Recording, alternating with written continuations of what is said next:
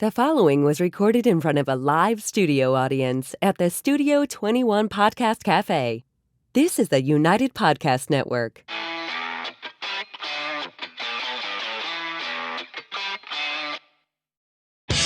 Welcome to Tell Us Why, a podcast for the financial freedom community. If you're looking to succeed in your quest for financial freedom, make sure you join us every week as we, along with our guests, discuss different stories of success, how they were achieved, and how you can do the same. And of course, we ask them to tell us why. Here are your hosts, Jack and Mike. Welcome to the Tell Us Why podcast. I'm your host, Jack Darnapple, here alongside my co-host, Mr. Michael Ketchen. Today we are talking with Stephanie Guyette. Stephanie is the Associate Director of the UMass Lowell Innovation Hub, and we'll dig into that. But prior to that role, she was a spokesperson for the Middlesex DA, worked in PR, former journalist, and very, very active in her community. All while being the mother of two sons, aged 6 and 8. Which we know that is the most important job, coming especially from someone who has a great mom with 3 boys. Yeah. But before we bring Stephanie in studio, Mike, what's going on? Like I said, coming down, end of the year, got a couple of refis going, the most stressful part of what we do. Also, the 111-unit turnaround project, which you can learn more about, the Tell Us Why community, and all over social media, we're showing more. We got some exciting stuff coming next year. It's up and rocking. It's a big one. What about you? That's legit. 111? Oh, yeah. 111 units. Deal. $6 million rehab, roughly. So it's a big number. That's a lot of money. Wow. What about you? So remember last week I mentioned that the heating systems are done? Yep. Well, these are evergreen systems. Evergreen episodes. So we're not going to get I have another heating system that I have to replace. The joys of property ownership. I don't even like owning my own house. I don't understand why I own properties. But, start investing in syndications only. Yeah, seriously. So I got to get that replaced ASAP because we're in New England. It's winter. Yes. Officially winter? No, it's not officially winter. We're still in fall. But it's cold out. Anyway, so got to get that fixed. Well, I like it. Maybe you can, I know there's some great programs and resources out there today's guests can share maybe because you need some help. You need a lot of help. A lot of help. So we are so excited. And as you mentioned. No shame in my game. Yes. Jerry from Merrimack Valley Eats on a couple weeks ago told us about this unbelievable guest we have on today. Tremendous resources, a lot of great stuff in community, what we're big on here, financial education. She's actually out there doing it. She's taking action. We're just talking about it. She's actually doing it, which is important. So we're excited to have her. Before we bring her in, should we hear what this week's episode is brought to us by? Let's do it. Let's do it.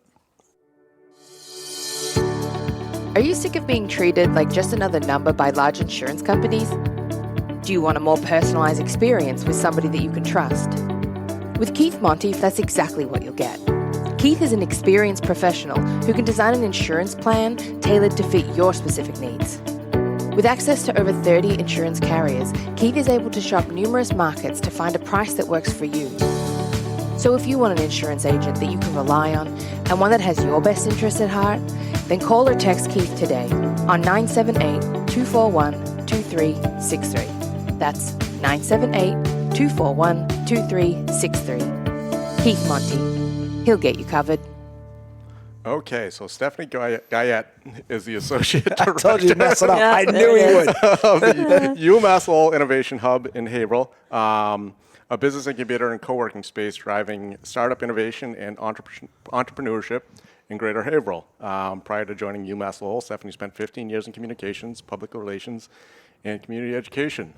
All right, Mario and Andretti, take a breath over there. It's fast. Do I He just gets do it nervous. fast? You do.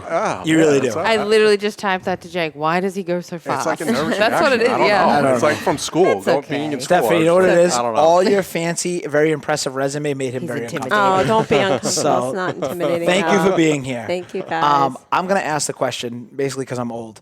Explain for people like myself, what is an innovation hub, and is it as awesome as it sounds? It is as awesome as it sounds. Thank you. So the UMass Lowell Innovation Hub is business incubator and co-working space. What that means is it's really a place for entrepreneurs, startups, small businesses, anybody who wants to sort of start a company and grow their company to come and have a place to build their community, right? It's really about access to resources, a physical facility to have your office, to access the best Wi-Fi in Haverhill, get your mail, have meeting rooms. We have all of that stuff, but then it's really all the community piece of it because as you guys know, entrepreneurship can be a really lonely journey, right? Yes, you are constantly trying to figure out everything yourself sometimes. And what a space like the Innovation Hub is about is what resources can we share? How can we learn from each other? How can we help you grow? And being UMass Lowell and having the backing of the university just kind of gives us more ability to do programs and support and connect people to the resources that are around the Greater Merrimack Valley. So we actually have 2 locations. I work specifically in Haverhill, and then we also have a site in Lowell. So between our 2 sites, we have over 50 companies and entrepreneurs that are part of our centers. So awesome. And that's one of the reasons we get you on. And before we geek out on that too much, we'd like to ask, how did you get here? What got you into this? A little bit of the backstory so people kind of know how you got into this arena, if you will. I know. The innovation space was something that was new to me when I came to UMass Lowell. My background is in journalism and public relations. I went to journalism school at Emerson College. I worked locally. Emerson connection. Little freeze Is pops. there more Emerson? Freeze pops, I prior love- guest, and yay. Executive producer. Executive producer Jake Bennett. Emerson alum. You're way cooler than We he can is, geek though. out about Emerson Are you in the later. fancy Facebook group with 80,000 Of course, people and it's yeah. password protected? Yeah, Secret society. All There's they a ask lot is of costs. Emerson, Yeah. Emerson mafia out there. It's a great school. We have to hear about him from all the Yep. time. All right. But I worked in community journalism, public relations, and then I went to the Middlesex District Attorney's Office where I was the spokesperson for the DA and then also did education and outreach. All different things, but a lot of it always ties back to some of the skills that I learned at journalism school, which are communication and public speaking and, confidence and just all of those things. And I saw this job opportunity at UMass Lowell come up, and one, I was looking for something closer to home. I live in Methuen. I wanted to get rid of a commute. I think that UMass Lowell was doing amazing things, and the role, which is really neat, is I run the Innovation Hub, but I'm also UMass Lowell's person in Haverhill, right? I run the satellite campus. I'm it. There's nobody else who works full time in there except for me. So I wear multiple hats. I get to do community relations. I get to do outreach. I do our marketing.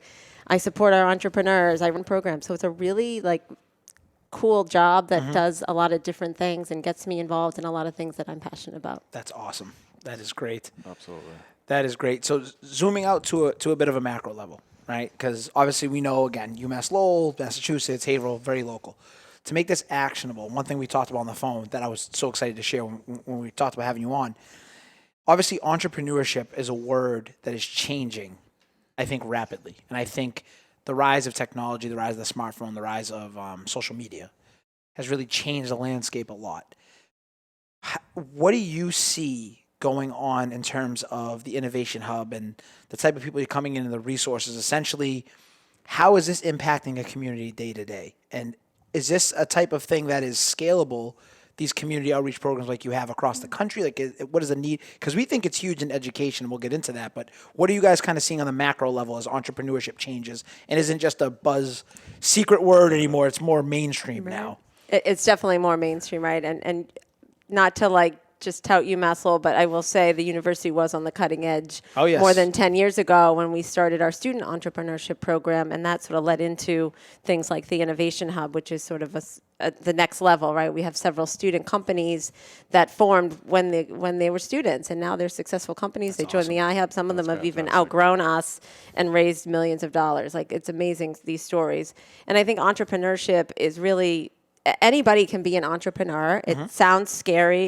It's a lot of work, but there's so much out there to support, right? Whether it's, and you don't even just need to be in Boston, Cambridge to do it, which I think is what's great about a place like the iHub.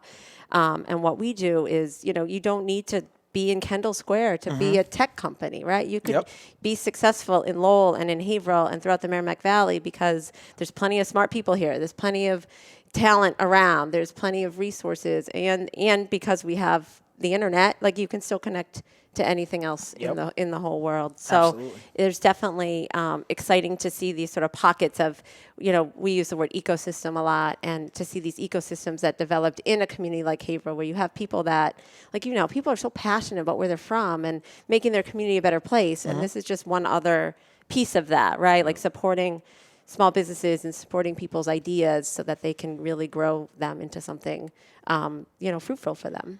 Yeah. Not to throw a wrench in this discussion, but as you mentioned, the ecosystem, is there any more of these programs nationwide, or is it just a local There's a lot. There's definitely other universities that have similar models where they run a center for startup companies. There's a lot of programs out there called accelerators, which people apply for, and like say you have an idea and you're like, I have no idea where to start.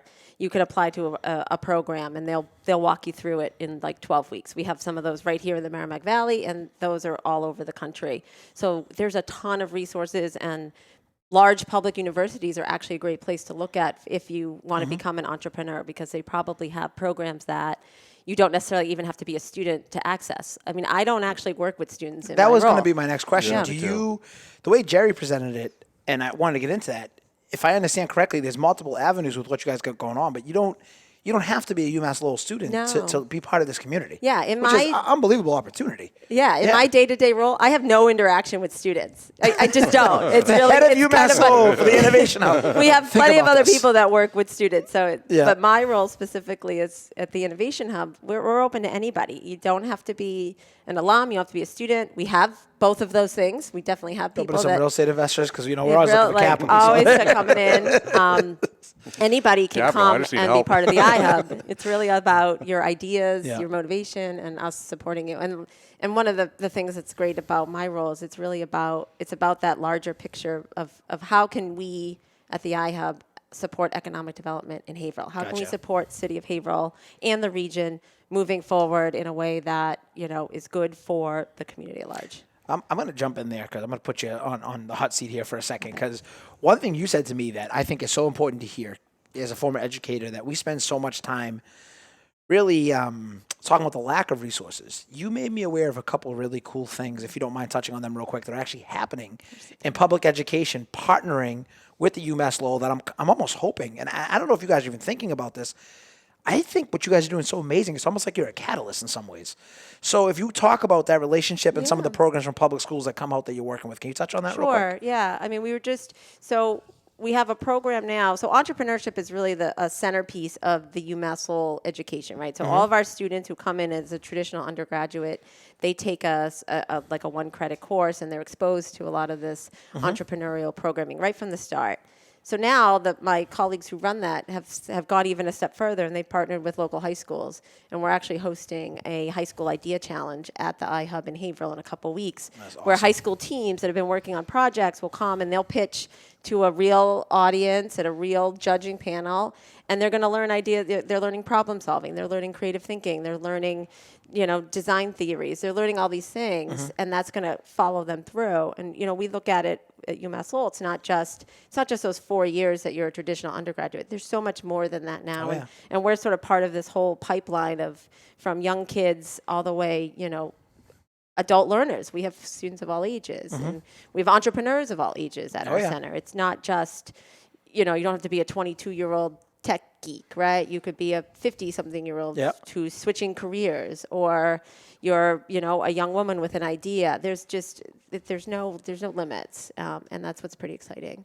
Oh yeah, I mean that's unbelievable, and I'm thinking of Jack, and I'm even you got a child, but I was that kid in school, and what they're doing right there that's important is that unfortunately a lot of times they go hand in hand. The entrepreneurs are not the best academic students traditionally. I'm trying to think of the most polite way to put that, because I was that kid. A program like this, I would have thrived in. Yeah, they learn differently, right? And you just yes, that's what you always said. We learn differently. But no, it is real, because what's the saying? And I don't even want to ask you to quote it because you butcher it all the time. A students work for B students, and you already did it. you already did it. A students work for C students, and B students work for the government. Every time, he never fails it. But it's so true. Like, even I'm building out my own team right now, and hopefully they don't hear this episode. But what I purposely did is I went out and I recruited this guy for 3 years, and he's now joining the team. And I worked with him when I was working in Lawrence Public Schools. And I recruited him because he is the most detailed-oriented, he just gets my brain. Yeah. And I go about 1,000,000 miles an hour, and I knew that. If I had known that, though, when I was in school, I'm a pretty successful entrepreneur. I graduated high school with a sub-2 GPA. I am not a good academic student. And it's just the way it went. So I just think when you just said that, to give those kids a voice and outreach, I was so blown away by that. And I want more of that. That's what we want to do with Tell Us Why. We want to get into these schools and say, hey, you don't have to sit here and just regurgitate algebra and history facts. And that's fine if that's what you want to do. But these unbelievable programs that people like Stephanie, UMass Lowell, are putting together. So now flipping it and putting you on the hot seat again. Yeah. What is a need you see out there? As someone on the front lines, as someone dealing with this, what can we do as a country across, I'm thinking big now, where do you see a need that we can kind of implement and now that you've been on the front lines for a few years doing this? I would say the biggest thing that came up, especially during COVID, and as we saw COVID decimating our small businesses and just putting like a roadblock, right? Like, boom, stopped like so many people from doing what they wanted to do. There was a real equity gap. And we saw even in just locally, the ability for entrepreneurs, specifically our small businesses run by people of color, to get the same resources that other businesses were getting was incredibly limited. And that is something that I know I've been trying to figure out, like, what can I do to help that situation? Okay. And we really want to do some more focus on, how can we make sure that our center is inclusive, supportive of all of our entrepreneurs, specifically working with entrepreneurs of color, because I feel like there's all sorts of barriers that made it really hard for some of our businesses. Specifically in Haverhill, they did a study with the Haverhill Latino Coalition, looked at Latino-run businesses and found that it was like, I don't remember the percentages, but a very small number of those businesses were able to get a PPP loan, whereas, the sort of other white businesses were no problem. Yep. There's a huge equity gap there. And that's something that I think all cities should be focused on, closing that gap and making sure that all of our businesses have access to the same resources. Okay. Is that where, does the Haverhill Partnership Loan Fund, is that where that comes into play? That's a great segue. Thank you. Professional. No, you All right, are I'm professional. That was that's exactly one of the things we're looking at. So the Haverhill Partnership Fund is a loan program that I'm involved in that offers low interest loans to startups, small businesses, specifically in Haverhill. There are also other funds in other communities. Lawrence, Lowell, Salem, Lynn all have a similar fund. And these are really about people who are going to be probably denied a traditional bank loan. If this business, say you're starting a florist shop, I'll use them as an example because they got one of our loans. You have very little equity, you don't have a lot of capital on hand, you don't have all the things that a bank, a long credit history that bank's looking for. They're going to deny you, right? Banks are naturally conservative. Absolutely. And never want to take risk on lenders. But thankfully in Haverhill, we have 4 banks that said, you know what, we want to find a way to support more businesses. So you want to give them a shout out? Is that okay? Because I'd like to give them some pub. Oh, yeah. I don't know if it's a private thing, but if we give them some pub, we're the 4 lenders. Absolutely. The banks that are involved are Pentucket Bank, Haverhill Bank, Align Credit Union, and Enterprise Bank. Oh, actually, well, $5 million in loans with Align. You know them very well, so go Align. Those 4 banks came together in conjunction with Mill City's Community Investments, and they put together a $500,000 loan fund. And I sit on the committee as the one non-banker, which is great. So I look at it as somebody who sees an entrepreneur, and I love their story and their passion. And the bankers can look at the numbers and look at the accounts and say, but I say, look what they want to do. And we've given out, I think, 4 or 5 loans so far. We just gave a loan to a young startup who's doing a 3D printing company. Oh, that's awesome. So just things like that. And I know, this young guy, he wouldn't have got a bank loan, right? The bank would have looked at it and said, no, we can't fund this. The favorite thing to jump into, again, we always like to share, real actionable tips. My favorite thing that they don't tell you when you get into owning your own business is, we'll give you a loan. Just get to your 5th year tax return. Yeah. Well, how do I get from here to here? And it's, so that point's very real. This program helps fill that gap, right? You can get a loan up to $75,000.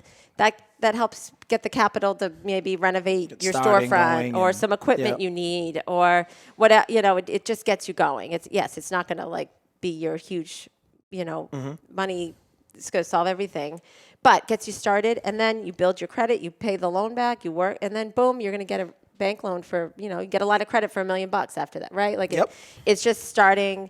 It's a great way to sort of start to level that playing field so that anybody has an opportunity to start a business. So on that note, which is what we always talk about, we're very lucky. I'm a Haverhill kid. I'm an Av kid, so I'm lucky to have you in Haverhill. Because we talk about this, right? And I saw this firsthand, is exposure.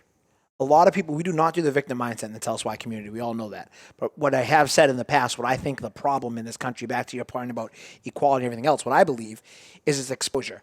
You need to know what questions to ask to even get started. where do you recommend people finding these resources out there, and just generally in a general direction, the actionable tips on where to go for some of this? Start with your city, right? Whatever city you're in, there's probably an economic development office, there's some kind of planning office, there's all these business development officials that, some of them are focused on permitting and some of those types of things, but they know what resources are out there. There's always some other kind of either nonprofit or university, whatever community you're in, there's resources out there. And I think one of the things I'm always shocked at, I talked to an entrepreneur yesterday, actually, a woman asked to speak with me, and I started telling her some of our resources and some partners that I work with. And she's like, I had no idea. I didn't know about any of that. I had Thank no you. idea. Yeah, same. I was blown away. I mean, Jack lives in Hull, and he's going to get on the phone. He gets back and be like, who does this for the South Shore? Yeah, they're out there. It can be hard. I think one thing we're trying to do in the Merrimack Valley is, can we create something that makes this housed all in one place? And there is a group called the Merrimack Valley Planning Commission that has started to take on that challenge. They have a new website that sort of has some of this stuff. They have properties, they have incubators, co-working spaces. Wow. Like resource programs, all like listed there. So it's starting, but it definitely, I always encourage people to, ask questions and call somebody, right?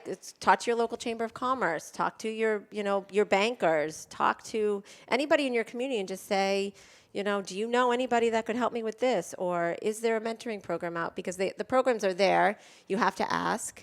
You have to advocate for yourself. Take action. I think, that's one thing that's always been something that drives me personally is, you don't know what you don't know, and you're not going to get anything unless you ask for it. And the worst thing people can say is no. I mean, that's something I tell my kids all the time, because they, if they don't want to do something or whatever, I'm like, just ask, just try. Worst thing happens, somebody says no. Well, that's okay. You have no idea how powerful what she just said was. Yeah, absolutely. I mean, how often do we talk about this? Often.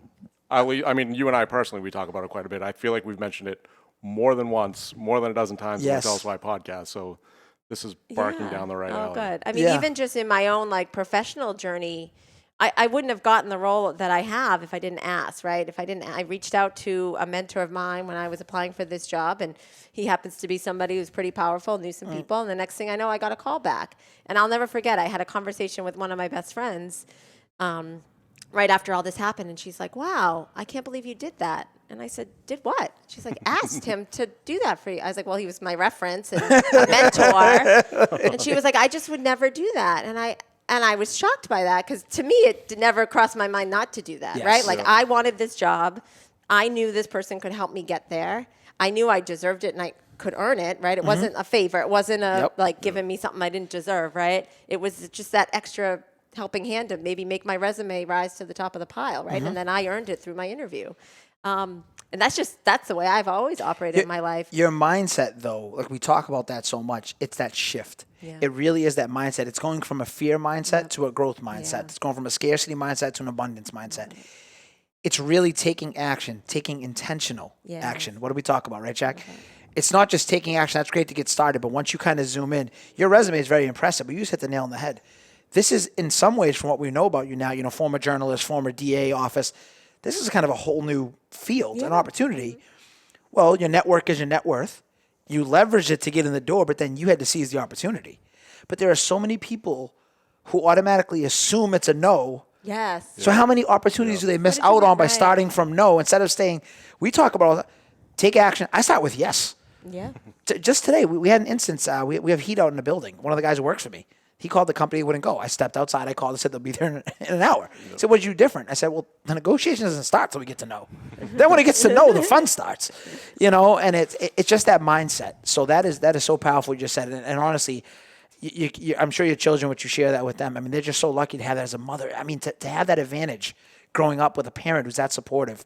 Wow, that's unbelievable. I hope so. That is great. And I think even it's rubbed off on my husband a little bit, because he was kind of the opposite of me. And more conservative type. Yeah, like, oh, I'll just wait and see. And, and I say, no, you want it, you go get it. Like, go ask for it. Go do, let's, take that next step. Don't be afraid. And I think, that's just the way I've always operated. And you got to go after what you want. Nobody's going to hand you anything, right? Like, I didn't, I came from a very, typical lower middle class family. We had what we needed, and my parents were amazing and supportive. But you want to move ahead, you got to get it. You got to nailed go it. take it. It's a perfect segue. Yeah. Well, I mean, just to wrap it up, kind of. I know a lot of people in real estate. That's obviously what we're focused in. A lot of people in real estate don't even ask the questions. If they're looking for help in some arena, whatever that may be like, well, how many people have you talked to about it? And they're like, well, you. And I'm like, well, great start. But everybody that you know needs to know that this is what you're looking to do. Like if you're looking to invest in real estate for the first time,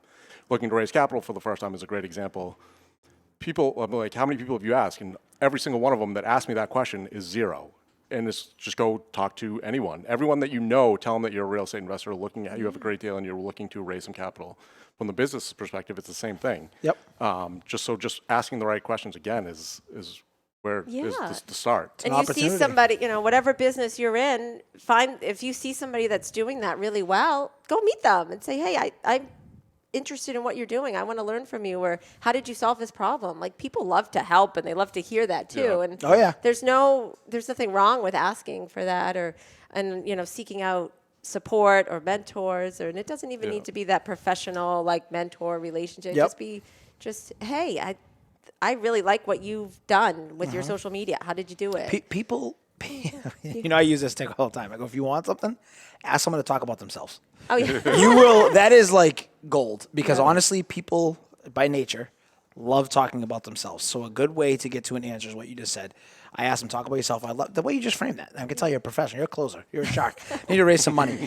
So you mentioned problem solving, which is perfect because it is time to transition into addicted to problem solving, where Jack likes to ask about. So what book or resource would you recommend to our listeners? To help solve All right, some I thought problems. of two that I really loved. I love Outliers by Malcolm Gladwell. Great book. Oh, I don't Have know you read one. that? Oh, no, I'll have to you get need that read one. that. Outliers Okay, by Malcolm Gladwell. Yeah. Okay. He has several books, but Outliers is all about sort of what innate things and what made people successful, either were they born with it or was it their environment? What did they learn? And he talks about everything from like Bill Gates to like NHL players and all kinds. I think I've brought up the hockey one before. The hockey with thing, you. yeah, it's fascinating. Yeah. I might check it out. I love getting new books. It's always great. So Outliers. That's a good book. That'd And be the awesome. other one is a podcast that I love called How I Built This on NPR. How I Built This. He interviews entrepreneurs of like major, huge brands and tells their story. Like one of my favorites was like the guy who invented Spindrift Seltzer. And Really? the That's woman awesome. behind Stacey's Pita Chips. Yeah. And all like the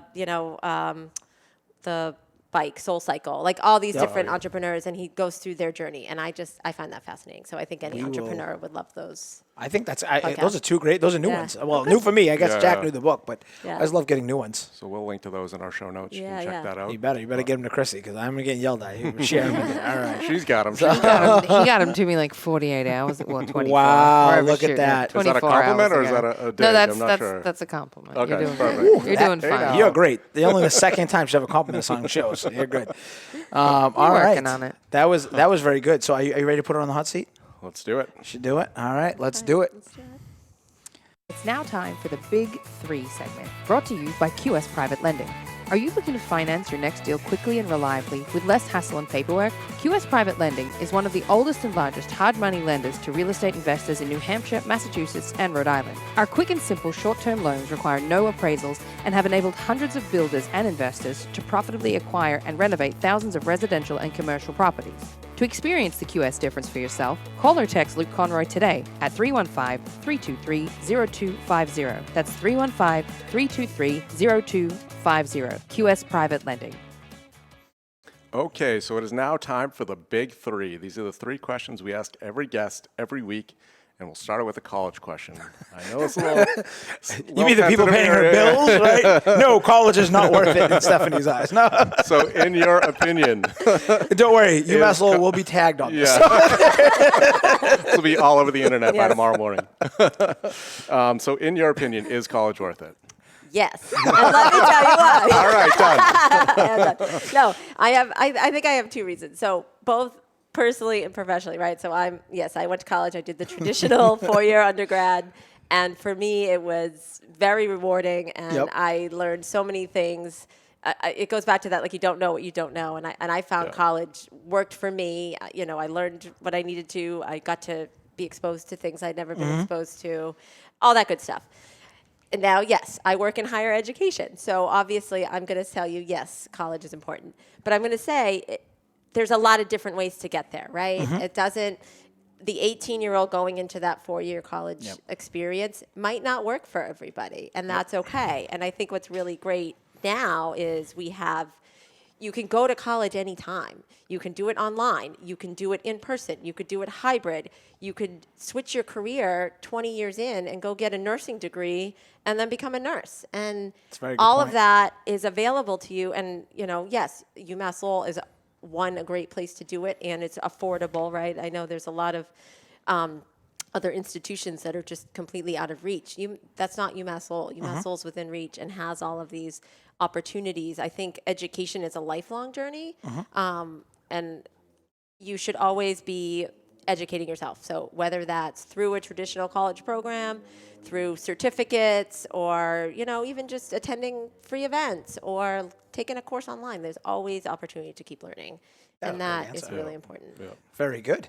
I think they put something in the water at that Emerson campus. I don't know. No, it's too many Emerson people here right now. So on that note, what is one piece of actionable advice you go back and give to your 18-year-old self? I was thinking about that, and I think it's the whole idea of take a seat at the table, right? And the idea that you're smart enough, you're good enough, you're worthy. I think especially when I was younger, you always would step back in a room or, not apply for something because maybe you didn't fit all of the criteria that were listed in the job description. Or you were like, oh, I won't do that because no way I'm going to get that. So I think I'd say take more of those chances when you're younger. I feel like I've done that quite a bit. Yes. Looking at job descriptions and then been like, nope. I take 19 of the 20 boxes, and that 20th one, I'm like, oh, I don't have that. Yeah, so and then I'm you not don't gonna apply. for And that you know job. what kills me, right? Now I'm in a leadership role building the company. I was a leadership role in education. You guys are in leadership roles in your company's respective careers. How often is the best candidate not the one who looks the best on paper? Yeah, yeah. I'm such a big believer in you find the person, the quality of person. You can train most skills. Yeah. You can't train character. Yeah. Right? And you just hit the nail on the head. I love seeing young and ambitious people a lot of times get after it if they're moldable, if they're coachable. Your mindset. And what you just said there was so impactful because it wasn't, go be abrasive, go act like you know it all, but it was also don't be afraid to share and grow. Yeah. And accelerate that curve. So that was a great answer. So you hit it with the hard one now, Jack. All right. So what is one thing you would want your 90-year-old self to say to you? I think to say, you made your community better, right? You did things and people have looked at you and said, this is a better place because Stephanie was here and helped with all these things. And so I think that's something that is really important to me. I'm involved in a lot of programs. I'm involved in I try to do volunteer work. I'm active, in a bunch of different committees and groups. I'm one of those people, and I was the total dork in high school that was like, I'll sign up for that, I'll do that, but that's just this I like to be busy, I like to do things, but I think I just want to live in a place that is good for me, good for my children, and just somewhere where people want to be. And if I can play a role in making our community better, then that's just something that drives me. I think you're absolutely crushing it. Forget the community and UMass Lowell, how lucky that to have you. I'm going to go back to what I said earlier, my favorite part of this whole episode. Your children, I'm saying it for them. They'll appreciate it later in life. It is so impactful as someone who just comes from a household where, again, that wasn't happening growing up. My mother was busy just doing what she could for us to survive. And I look back now even on her life and how that showed up throughout the generations. For you to have that, just thank you for being here. Thank you for sharing that. Thank you. So My kids might roll their eyes if they ever listen to show it to them 15 years from now. Same thing. Yeah. When they're struggling with college because their liberal arts degree isn't working out and they want to go do whatever they're going to do, and you're there to support them with that mindset. Yeah. Just one of my favorite episodes. Thank you so much for really sharing. That was great. I kind of derailed it. Before we let you go, is there anything else you'd like to tell listeners? I would just tell, if you're an entrepreneur and you're a business owner and there's stuff out there to help you, don't be afraid to ask for help. Mm-hmm. Google look for stuff in your community. Obviously, if you're in the Merrimack Valley, check out UMass Lowell, uml.edu/iHub is our website. Happy to help give references and help people guide them in the right direction. There's a lot out there for you. Awesome. What about Tell Us Why, Jack? Where can people learn more about us? You can find us on YouTube, Facebook, Instagram, LinkedIn, Twitter, basically every social media platform there is. If you're new and just listening for the first time. Could help him actually get us on TikTok like he's supposed to be. Don't ask me that. No, that's not for me. Make sure you head over to our YouTube channel and subscribe. Or if you want to check us out in person, we record most Wednesdays at the Studio 21 Podcast Cafe in Salem, New Hampshire. And we'll wrap it up with the quote of the week. The best way to find yourself is to lose yourself in the service of others. Wow. That's a Gandhi quote. That was so good. Perfect guess. You know what? This is a pretty good. I'm going to give you like a B+. I'll talking about schools. I'll take it. All right. Until next time, right? Yeah. That's it for today. And be sure to join us for next week's episode. And until next week, bet on yourself. The views and opinions expressed by the hosts, guests, or callers of this program do not necessarily reflect the opinions of the Studio 21 Podcast Cafe, the United Podcast Network, its partners, or affiliates.